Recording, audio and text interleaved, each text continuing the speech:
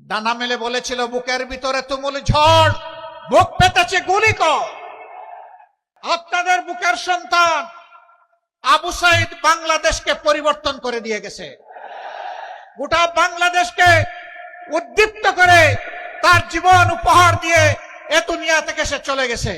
সে আওয়াজ দিয়ে গেছে, হে বাংলাদেশ, তোমাদের হাতের তালুতে আর তোমাদের ঘাড়ের উপর, হাতের তালুতে আমার রক্ত, ঘাড়ের উপর আমার লাশ আমি উপহার দিয়ে গেলাম। আমাদের স্বপ্ন বাস্তবায়নে তোমরা শহীদদেরকে ভুলে যেও না। আমরা কথা দিচ্ছি আমরা ভুলে যাব না ইনশাআল্লাহ। ওরা কি চেয়েছিল?